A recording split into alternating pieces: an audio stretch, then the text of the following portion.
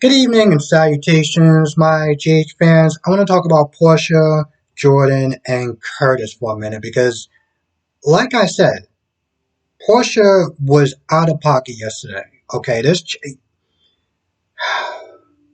this point, everyone knows how I feel about Porsha.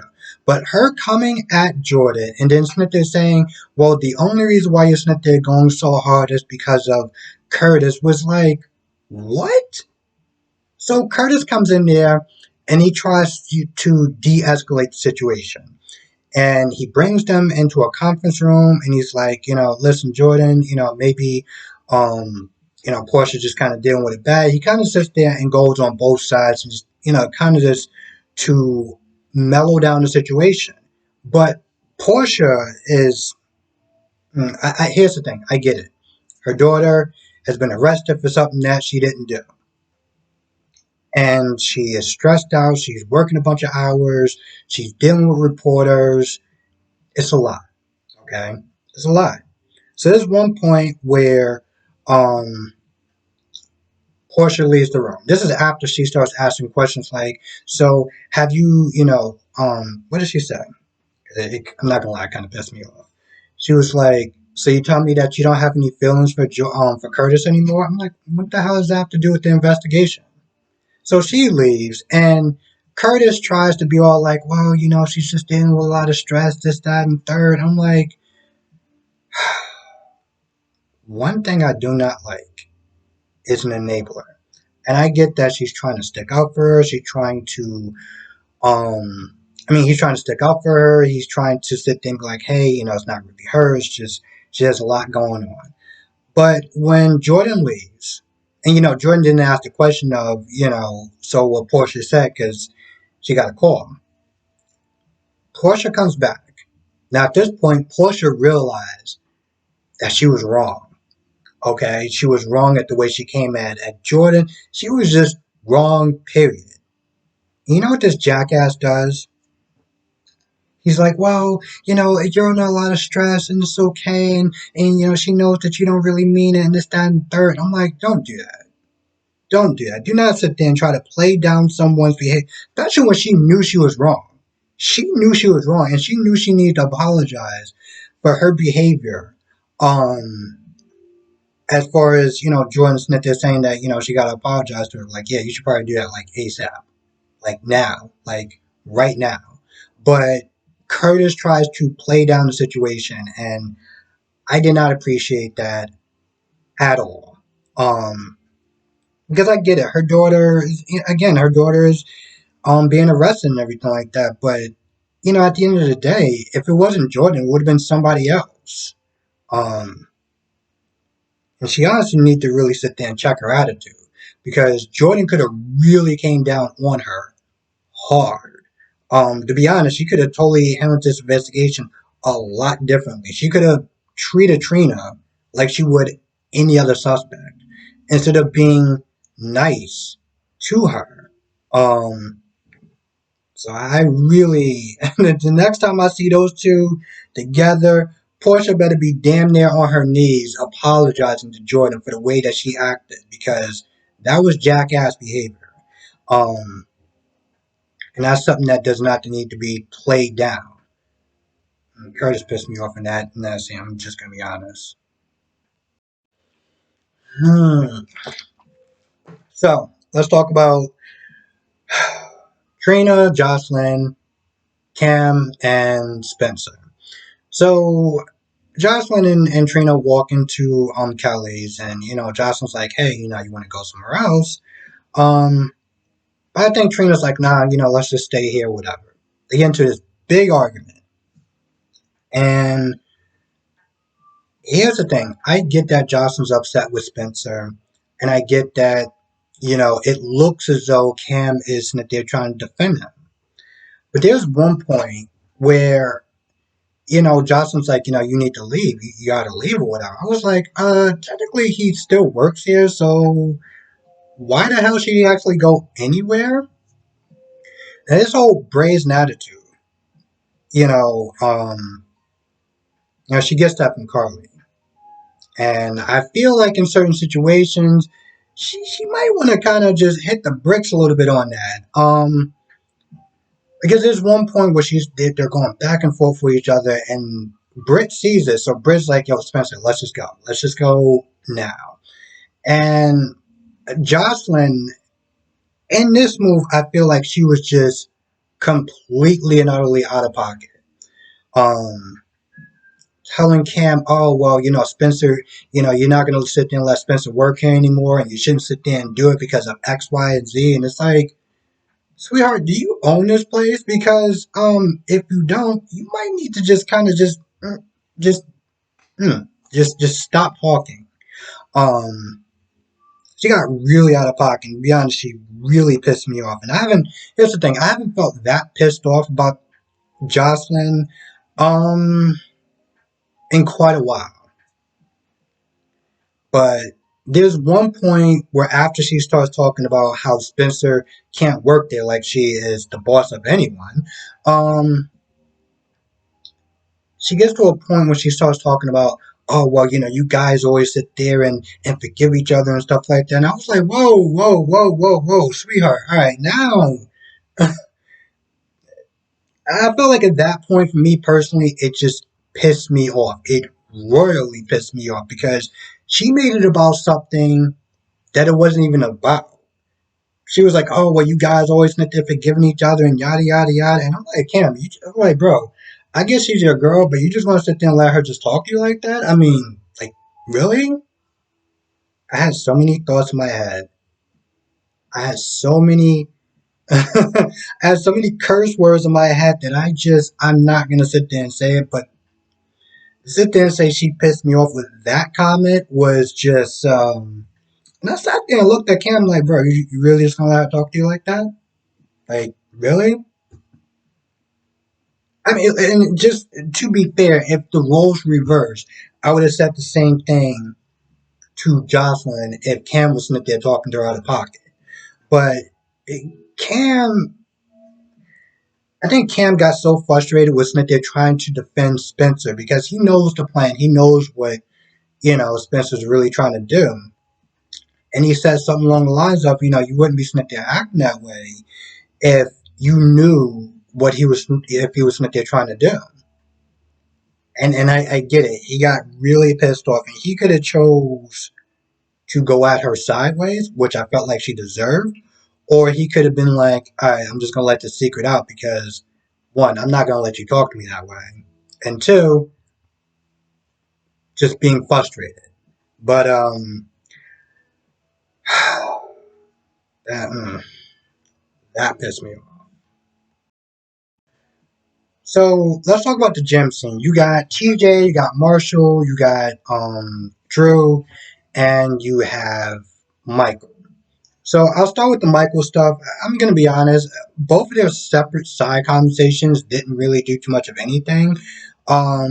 Particularly with the Michael and Drew stuff, I almost felt like in that situation it made Drew's character seem like they really didn't have a direction or where they want this character to go. Because Michael starts asking about Aurora, like, do you want to come back to Aurora? Do you want to sit and do ELQ? And he's like, I don't really know. I don't know about this. I don't know about that. And I'm like, bro, what do you want to do? I mean, to be completely honest, he doesn't have to do anything. The dude is rich. But for the purpose of, for story purposes, it's like, you don't want to do Aurora anymore. You don't really want to get into the family business. Like, what do you want to do? I mean, you're not really with Sam. A lot of people don't want you with Carly. Like, where is your character going?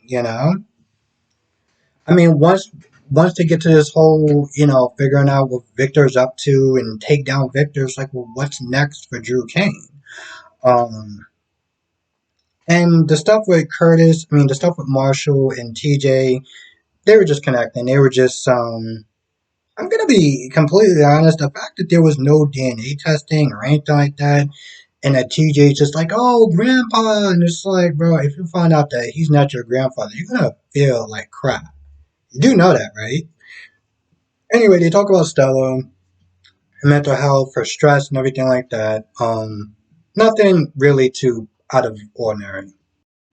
Now, there's one point where everyone meets up, and Marshall Smith asked him about the job, and Drew's like, "Yo, listen, we kind of found somebody else. Like, if you, I've been still doing this for a while. Like, the job was not going to be open forever." Now, Marshall gets upset, and I'm kind of just like, bro, how long did you really think that he was going to hold this job for? So the fact that he got upset and out of pocket, and he was all like, "Oh, well, you don't really work for your money," and yada yada yada, it's just that and the third. I was like, bro, there's a level of entitlement that is just really irking me right now. But it gets to a point where out of nowhere, okay, this is where the flaw in this scene comes in. Marshall's like, "Well, you were just like, they're trying to do this whole background check to sit there and really, get more information on me, you and Curtis, and so at this point he figures it out, but I'm like, bro, I almost felt like you kind of figured it out beforehand when you decided not to do the background check, and you kind of figured out that they were up to something, and it really wasn't a job. So why are we revisiting it again now? And he goes off on it. And if this was something that was so obvious, or did you just like?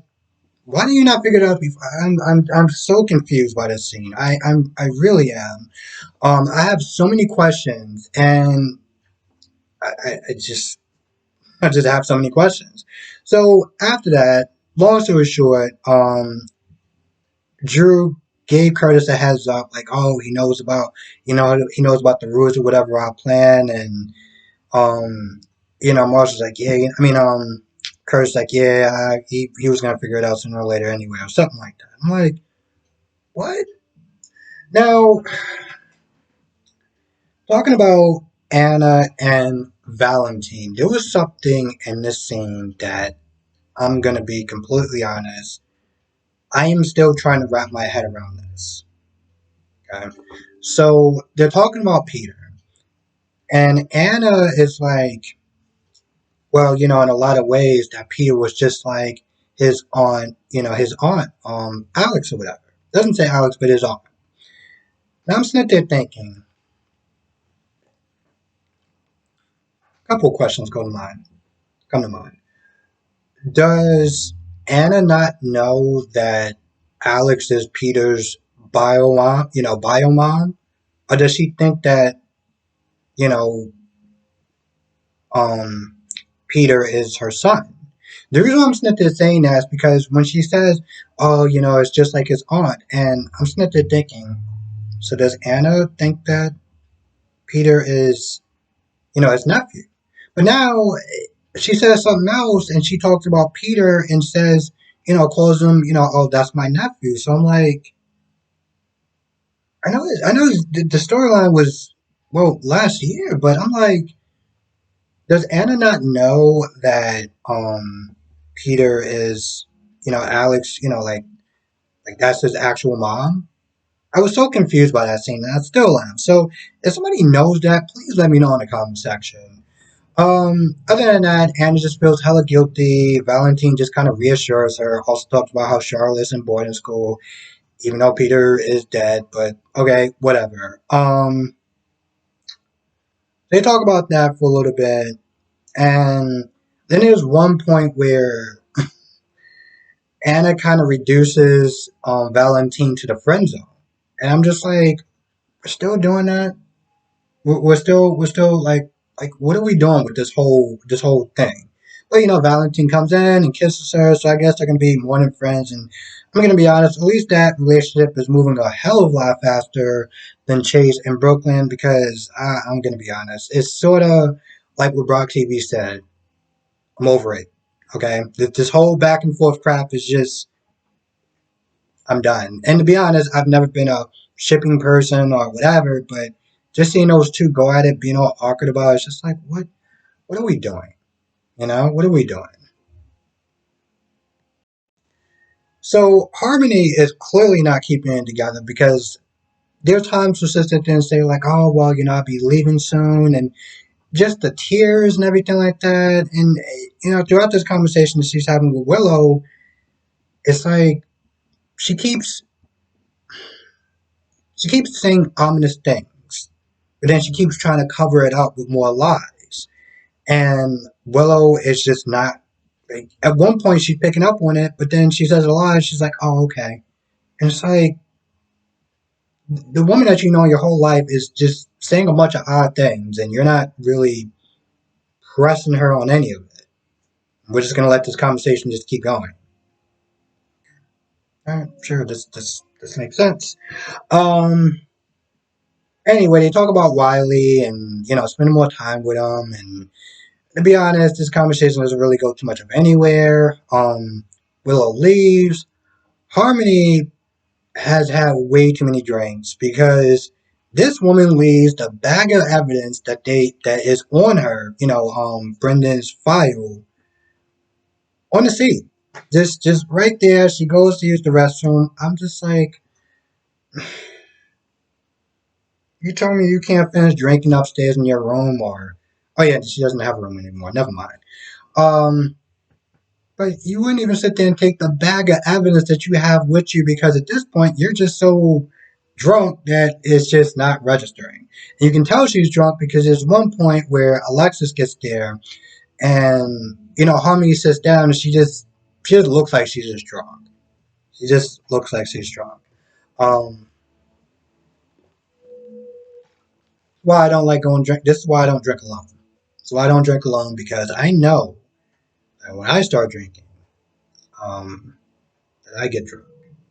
And I know because of that, I'm not gonna sit there and go drinking by myself to leave like my phone or my bag or evidence that could probably be used against me in a court of law. It's just not a good idea. Now, Alexis is after seeing the dead body, she gets questioned a little bit by Officer Rory. And then Jordan gets there. And Jordan is asking these questions, and after a while, I'm like, Alexis, you should lawyer up. Lawyer! Lawyer! And eventually, she starts asking questions like, "Oh, did you know him?" And because they said Brendan, and she comes back, it's like, "Oh, I know him." Like, but to be fair, she kind of had to be transparent about it. And they start asking questions, and about money and everything like that, and how she know him. And after a while, Alexis is like, "Yeah, I'm not liking where this line of questioning is going. So if you have any more questions, talk to my lawyer." Then you know her, right? She's kind of been a pain in your asses for like eons. So yeah, you can sit there and talk to her. Now, Jordan, looks at the body and is, kind of doing a little teaching moment with Rory. And at this point, you know, because at one point, they're thinking like a suicide, but then they see like the marks on his neck, and it's like, well, it's either suicide or it's murder. So yeah, Alexis decides to go for a drink because at this point she's like, you know what? At seeing that body, I'm not gonna sit there and be around family. So she goes to Metro Court, starts getting a drink or whatever, and then Harmony just comes in there and just like the way she sits down like a drunk person sits down. Now at this point, I thought that she was gonna be so drunk that she was going to end up knocking over the bag and just spilling all sorts of information at this point. But I have a feeling that they're going to sit there and try to pin it on Alexis because, to be honest, it's the only person that she knows in town. I mean, it's the only person that Brendan knew in town as far as a connection. So, yeah. I feel like that's about it. I really do feel like that's about it. I might have missed one or two things, but I think for the most part, yeah, that's about it. So, yes, with that being said, I'm going to go. I want to thank you for watching. Be safe. Let me know what your thoughts are in the comment section below, and I will see you in the next video.